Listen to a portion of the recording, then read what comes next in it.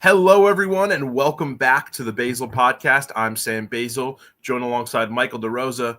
And DeRosa, it's Sunday, so it's time for what? Time to break down some brackets, break down some NCAA Tournament Tiers, isn't it? Oh, yeah, that's absolutely what we're here to break down. We are now 3 weeks away from Selection Sunday. This is going to be the last Tournament Tiers of February. So next Sunday, it's going to be March 2nd. And we're going to be right in the thick of it. The chase is going to be on. So let's get right into it.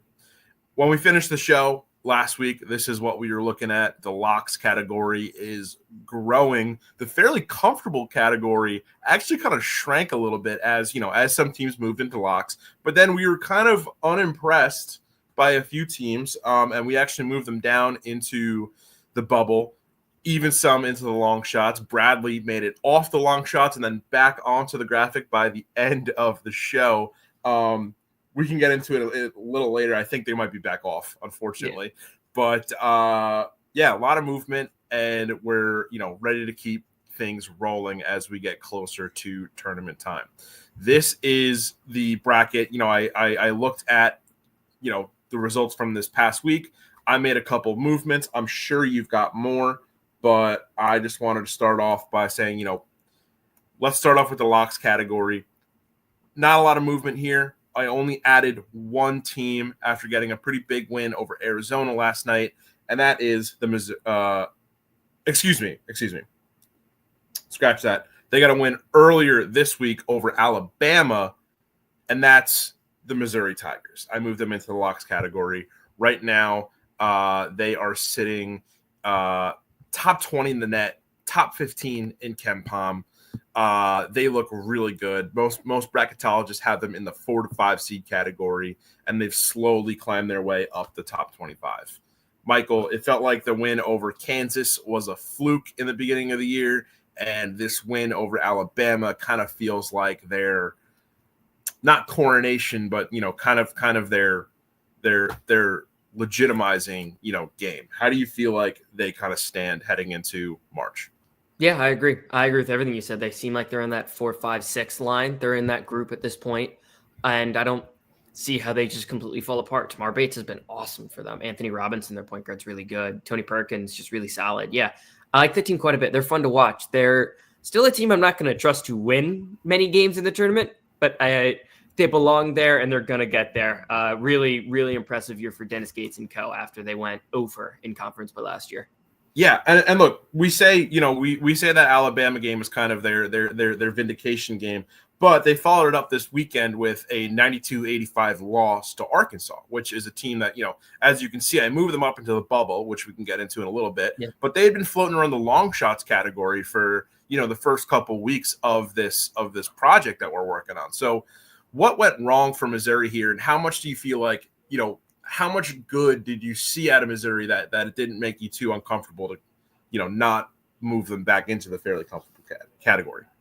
I mean, Arkansas is not like a bad loss on the road. Like, all things considered, you're still rocking. That's a Q1 loss. You're still you're in 16th in the net, 6 and 7 against Q1, which is not great, but not terrible.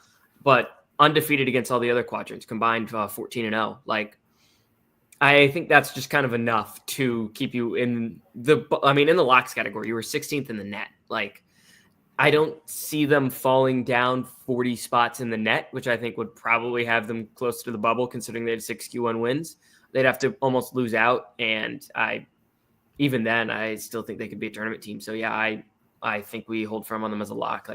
Losing to Arkansas is not that terrible. Arkansas, they're a legit bubble team at this point. So that happens. It's basketball. And please let me know if this is a crazy take, but 6 and 7 in the net. I'd rather be 6 and 7 in quad 1.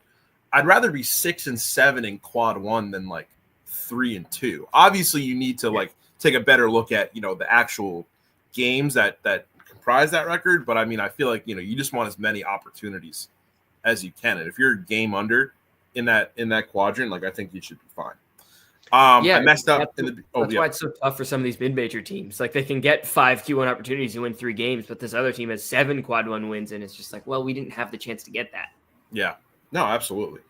I messed up in the beginning. I said BYU instead of Arkansas, and that's because they were on my mind because I moved them up into the fairly comfy category after their big win last night over Arizona. They're looking good. I mean, the Big 12 is, I feel like Arizona has been like one of the really fun teams to watch, but I mean, they are not, I don't think anybody is really, a lock to win that conference. And BYU has racked up 4 straight wins against West Virginia, Kansas State, Kansas, and Arizona. Those first 2, not as strong as Kansas and Arizona, but they are still tournament contenders. They are both top 60 KenPom teams. So are you comfortable moving BYU up into the fairly comfy category? Especially in the way they beat Kansas. They didn't just beat them; they beat them by 100. That game was not competitive. And then they go on the road to the McHale Center and beat Arizona. Yeah, they're fairly comfortable. They did everything you need to do to play yourself off the bubble in a good way. They beat everybody on their schedule. They looked dominant doing so. They won really tough games. Yeah, they seem fairly comfortable to be a tournament team. As long as something doesn't go really wrong, they're going to be dancing. And this is more of like an eye test thing, and more of like more of like the eye test / like those boys nice kind of thing, where they were what impressed me in that game last night was it felt like they were able to mitigate what so many Big 12 teams have struggled with all year, and that's just like the magic of Caleb Love, right? Mm-hmm. Like Caleb Love was pulling off, and just all the Wildcats in general were just pulling off some crazy plays at the end there to go 94-93, 95-94, and then they came out with the 96-95 win, and that is crucial in tournament games. Like you have to be prepared for just a lot of craziness at the end, and they weathered that fairly well, in my opinion. Agreed. 100%. Another team, I know we argue about this every single week that you're not super high on them, but after their 16-point win over George Mason yesterday, VCU now sits in the top 40 in the KenPom and the net. We had them in the bubble last week. If you really think it's egregious, I'll let it go. But I mean, VCU in the fairly comfy category. Yeah, no, that's egregious. They're about as bubbly as a bubble team gets. I think if the season ended today, I think they'd be in. Like even if someone won the conference tournament, I still think they'd be in. But they're as bubbly as bubble gets. They don't have a single Q1 win on their resume. It's not their fault, but they don't. And they are the highest team in the net by, let's see, then yeah, UC San Diego has one at 37, but then after that, 50 to Villanova. They are the only team in the top 35 of the net that has a Q4 loss. Yeah. It's a Seton Hall loss. Yeah. They're really bubbly. They don't have a really dominant win that showstops their resume. Are they better than some of the teams in front of them? Do I trust them to win a game in March more than Ohio State, more than Oregon, more than UCLA, some of these other teams? Yes, I do. But does that mean they're a tournament team just based on the resume? I can't definitively say so. I think they're very much on the bubble. Like in the bracket matrix, they are the last at large team in. That's a bubble team to me, through and through. Yeah. All right. Maybe next week I'll try and throw a mustache, some glasses on them, try and disguise them, and maybe I can get them through. Any other team in the fairly comfy category, or not in the fairly comfy category, that you feel like should be here? Yeah. So I feel like this is more a conversation point than like a definitive take of mine. When do we start moving Gonzaga down? When do we start that thought? Because St. Mary's just swept them. I mean, they have like the analytics still absolutely adore them. That's exactly what I was going to say. Q1. Yeah, they're 6-8 combined against Q1, Q2. They're not winning these big games. When do we start that conversation? See, that's tough because I mean, my rebuttal to that is they are an analytics darling. I mean, the numbers really love them. They're top 20 in KenPom. They're top 20 in the net. They're actually 10th in the net, so they're top 10. I mean, their quad one record just it really stinks. It's 2-6, and that's a fair amount of opportunities, and you can't be 4 games under 500 in quad win. And look like that. I mean, they're really the only team if you look at like the top really 16 teams in the net, they're the only team in that range that don't have at least 5 quad 1 wins. And they're not gonna get it, pretty much for the rest of the season unless they come into contact with St. Mary's again. So I feel like maybe if they meet St. Mary's in the WCC tournament and lose again, like if they lose 3 times to St. Mary's, I feel like I might want to throw them down to the bubble. I just don't know. I mean, I just think the numbers love Gonzaga, and therefore the committee might just kind of throw them a bone. Yeah, I think it's more of a conversation. I mean, it's truly one that I just don't have the answer to. I'm gonna see what other people think and then go from their thoughts and use that to like build what I think. 2 teams that I think we can move down.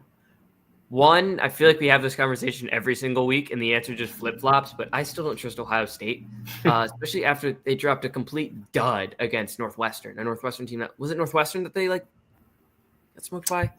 I believe so. Yeah. I'm going to double check that now, but like they dropped a complete dud. They were looking safe. Like they have a decent resume. The analytics love them. They're 34th in the net, but again, 5-8 in Q1, 2-4 against Q2 for a combined Q1, Q2 record of 7-12. That's not very good for a tournament team. They're one of the last 4 in the bracket matrix. They're in that kind of tier. I don't know. I don't fully trust them. I think they're a bubble team at this point. I think they're another bubble team that I would have in the tournament if the season ended today. But they're 7-9 in league play. And coming to the end of the season, after they lost by 21 at home to Northwestern, they go at UCLA, at USC, at Indiana as 3 of their final 4 games. I think they got to win. I think they got to go 2-2 with their final 4 to even feel somewhat safe. And that trip out west is not going to be particularly easy coming off of losing some games. I think they're a bubble team. That's important. So the one thing that carries them right now, looking at their resume, 5 wins stand out to me, right? Yeah. Texas, not as much, but I'll throw it in there. Texas, Kentucky, Purdue, Maryland. That's 4. Sorry. Texas, Kentucky, Purdue, Maryland. Those are all really solid wins. Those 3 out of 4 of those are top 20 wins. Texas is a top 40 win right now. But do you feel like going anything less than 2-2 won't let those wins kind of carry you into a tournament bid? Truth be told, I think if they go 1-3, and some of these other bubble teams win, I think they could be out of the tournament. So gotcha. I really think they need to go 2-2, and they cannot lose the Nebraska game at home. They can't, and then you win one of those other 3. I think you're fine, but don't lose, and then don't lose a dumb game in the conference tournament too, which this team definitely can do. Yeah. 3 of their last 4 games on the road is pretty tough. Yeah. All right, so I'm comfortable with that. I see your methodology there, so I'll approve. Yeah.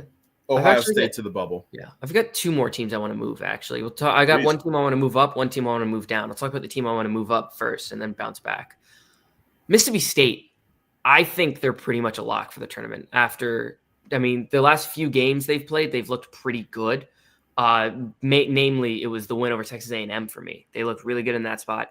At Oklahoma, I think that's going to be a tough game for almost anybody to win. And they go at Alabama next. I don't think that's going to hurt their resume. I don't think the LSU game is really the only one that can hurt their resume at this point, but they're 28th in the net, but 7-7 against Q1, 15th in wins above bracket. They're above 500 on the road, above 500 on a neutral site.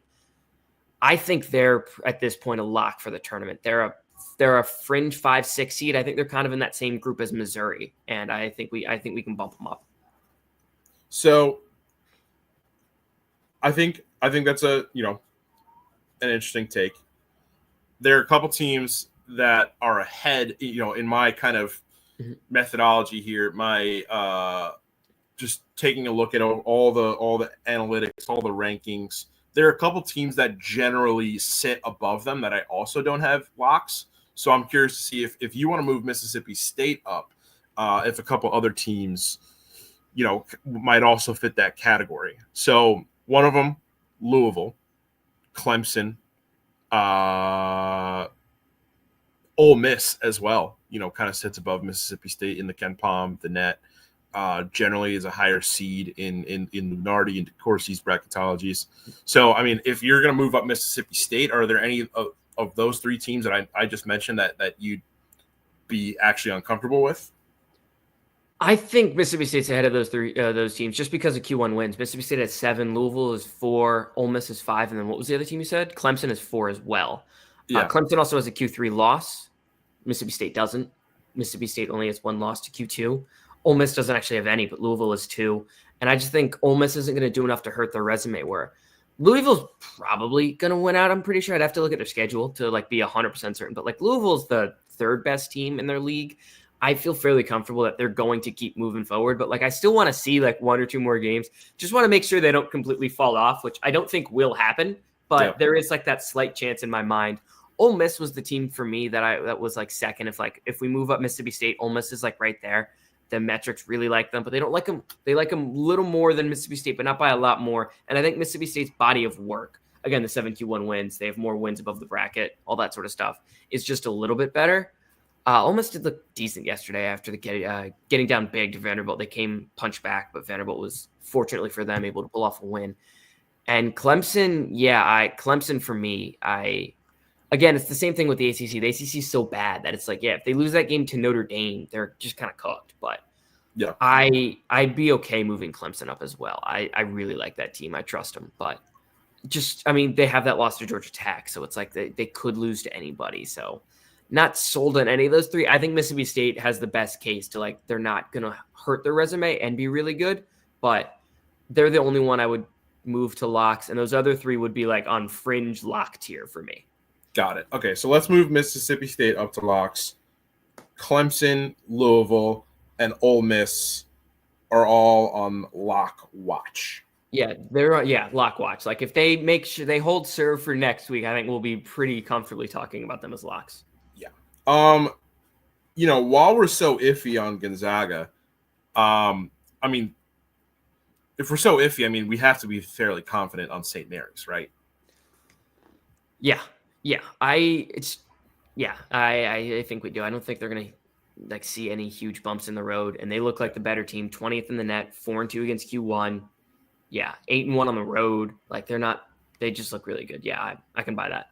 All right, let's just do it because I don't really see a scenario. Who would they have to lose to in the WCC tournament to not make it? It seems like they'd have to lose some of the games they have coming up. But yeah, also because of the way the WCC does their tournament, right? They'd only have to play 2 games. And then it's you're facing Santa Clara. That's not going to hurt your resume at all. You're facing then Gonzaga in the game after that in all likelihood. Maybe San Francisco. That's not going to kill you either. So just looking at the rest of their schedule, yeah. At LMU, then Oregon State comes to town. I don't think either of those games are going to completely kill them. And I would expect they could probably get both of them. So yeah, I'm very confident moving St. Mary's up, and I believe they just clinched their league title too. So, yeah, let's be bullish. Let's do it. Let's move them into the locks category. All right, the bubble, the one team that I moved into the bubble, right? That's the one change I have in the bubble. I'm gonna move somebody. Well, I moved VCU up, but you shot me down there. So the one team I moved into from the long shots category, Arkansas. Arkansas got win over Mizzou. John Calipari looks really good, so I'm comfortable with that. They have room to grow. The 5-9 record in SEC is just tough, but it's the SEC, so yeah, it's the best league in the country. All right, so we're gonna move them into the bubble. Anybody else that you feel should enter the bubble from the long shots category or lower? Lower, yeah, I got one. I want to bump down. Texas. 4-8 against Q1, 500 against Q2. Fine. They're a fine basketball team. But they just lost by 15 at South Carolina. It looks like it's kind of coming downhill. They have that game. Their next game is against Arkansas, frankly. If they lose that one, that's a big win for Arkansas. And Arkansas will complete a season sweep over Texas. It's going to be hard to overlook them. And just the vibes around that program just seem low. That win over Kentucky, they really needed it. But that's an injured Kentucky team. They went at LSU and smoked them. But since that, they haven't looked particularly good in a little while. They just gave South Carolina their first win in SEC play. Yeah, I think we had to bump them down. Like they're not a team I am sold on whatsoever at this point. I still think they're a tournament team if the season ended today, obviously, but I think moving BYU up means BYU jumped Texas. That means Texas has to come back down. Okay, so Texas down to the bubble. Yeah. That that South Carolina thing reminds me of that Kyle Kuzma tweet, like where he was talking about the Pistons Don't that be the year. one. Yeah, don't be the one to lose to them. Yeah. Those are my Wizards, baby. The Wizards. Oh man. Anybody else in the bubble that you feel like should be there? Long shots. I don't know where we stand. Georgia. I still feel like Georgia's a bubble team at this point. Georgia. They feel 2-11 against Q1 though is bad. Okay. Yeah, no, I think we can keep them in long shots actually. Now that I look at it. There's a team I want to bump down from the bubble. Get them out of here. The metrics love them. The results don't. SMU, get them out of my tournament. They can't beat a tournament team. If you can't beat a tournament team, you don't belong in my damn tournament. I don't care what the analytics say. They're not good enough to beat a tournament team. They just lost to Clemson. They've lost any time they've taken a step up in competition, they have lost. They are the epitome of an NIT team. Give them the crown. Get them out of my tournament. Yeah, they are 0-5 in quad one opportunity. So you're talking about getting them off the graphic, not even in the long shots. Yeah, throw them in the long shots. They win 2 games in the ACC tournament and the metrics are there, you could talk your way into getting SMU in the tournament. But yeah, throw them in long shots. Okay. Yeah, and then the long shots category, I'm ready to move Bradley off. Bradley is kind of falling fast. They're like in the 80s now, I believe, in KenPom. No, sorry, they're 95 in KenPom right now. I don't really see, much life out of this team. So yeah, we're getting them. Did you see the play they ran to end the game to get the game winner yesterday? No. They were in this beautiful, they had one of the really good shooters coming off of a dribble handoff where the big man caught the ball in the elbow. They ran this fake dribble handoff. Both guys bite. And then the big man just takes the ball in the lane for this little decoy handoff. And finished with the layup at the buzzer. It was a really beautiful play. They're fun to watch, but yeah, they got to win the Missouri Valley to make the dance. One team that I put back in the long shots, I think they went from bubble. Let's see, where were they? Oh no, they were gone. But they were like heading into last week's show. They were like bubble, and then we just kind of like booted them off the graphic entirely. But Vanderbilt got a 5-point win over Ole Miss recently. Do you feel like they've that's enough to play them back into the long shots category? I mean, those 3 straight losses are bad. Yeah, it's against Auburn, Tennessee, and Kentucky. Yeah, I was thinking about moving Vanderbilt even up to the bubble. On the matrix, they're in the tournament as we stand. They're like an 11 seed just about everywhere. I feel like they could even be bumped up to the tournament, to the bubble itself. Big win over Ole Miss at home. The 3 losses weren't, but those were against really good teams. They have the one over Texas. The Oklahoma performance is really bad, losing that game by 30. But 6-8 in SEC play, that's a better record than Arkansas, Texas, Oklahoma, who are all kind of in that category of they could be in. They didn't do a ton in the non-conference, which is that's not great considering their conference.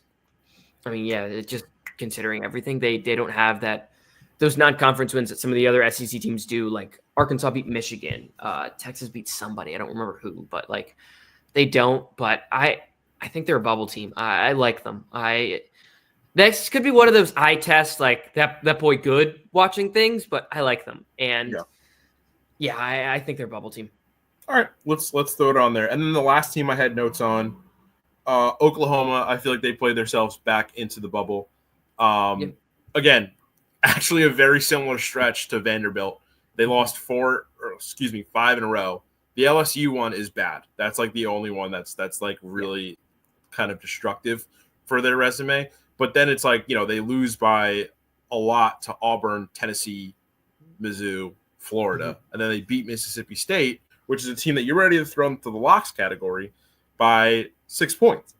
Yep. And then they beat Vanderbilt, which were moving into the bubble, by 30. Mm-hmm. So are you comfortable throwing them in the bubble? Yeah, absolutely. I think they're at this point like a very fringy tournament team. I think they're another team I would say is about 50-50 to make the tournament, slightly in at this point. Obviously, we're going to have bid stealers coming in the future, which will change things. But Absolutely. yeah. And they have a game coming up against an injured Kentucky team. They got to win that one. If they want to, they got to win that one. Just pretty much they have to win that one. But yeah, for now, I think they're a bubble team. And I think that's a game that I'd probably make them a slight favorite in. All right. Well, that's pretty much all I had. Any other programs that you feel like might deserve some movement here? They lost early this week. I want to see them in my tournament because I think they're better than some of the teams we have in the bubble, like goddamn SMU. SMU's not good. We might have to move UC Irvine out. I think they're kind of in that Bradley tier. They lost early this week. I don't remember exactly who to, but I believe they were at home. They just couldn't get a win. 68th in the net, 11-3 against Q3, which is, really good for a mid-major team, but they don't scream NCAA tournament to me. Okay, while we're on the topic of UC Irvine, UC San Diego, top 40 Ken Palm, top 40 net, looking like a 11-12 seed right now. Look, the only thing, it's out of a probable one bid league, but do you feel like they deserve more? Yeah, I really like that team quite a bit. I hope we can find a way to get them in the tournament. Yeah. So would you be comfortable moving them to maybe the bubble or the fairly comfy? I'd be comfortable moving UC San Diego to the bubble and then bumping Irvine out if we want to make that trade. All right, let's do that. Because I think they've played their way, honestly, into an at-large bid. They're so good. They're really good, but again, it's just like they don't have the opportunities to prove that. So, yeah. But we're giving it to them. Hell yeah. I think that's pretty much it, unless you've got anything else. Yeah, I want to look at Northwestern for a second. They might also just have played their way completely off. 2-4 against Q2, 3-8 against Q1. It's the injuries at this point for me. I can't conceivably see them winning. They did just beat Ohio State by a lot, which was literally something we talked about earlier. Probably like 5 minutes ago. Yeah. But I don't know. I can't see them without Barnheiser, without some of these other guards. I cannot. Yeah, 5-11 in the Big Ten. I guess we can keep them in long shots for now, but they're a team I would be getting ready to pull pretty quickly, just because. Just in their last 1, 2, 3, 4, 5, 6, 7, 8 games, they've only won 2 of them. They're a team I'm like getting ready to pull the plug on, but I guess we can keep them on life support for now. All right, let's have Northwestern kind of floating. So with that, I think that'll do it for this week's 2025 NCAA Tournament Tiers. DeRosa, where else can we find your stuff? Yeah, at House Enterprise. I'm running the Threads account now. I am not actually. At MD the Dream Twitter, Road to the Garden, putting all sorts of Big E stuff out there. Just living life, Love it. Make sure you check out that Road to the Garden podcast. That usually drops every Tuesday, right? Yeah. So check that out for every update necessary for the Big East Conference.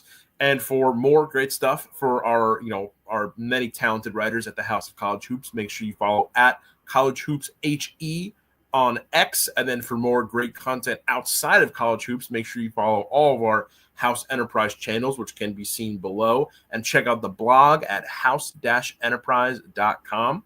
And so with that ends this episode of the Basel Podcast. For Michael DeRosa, I'm Sam Basel, and we'll see you guys next time.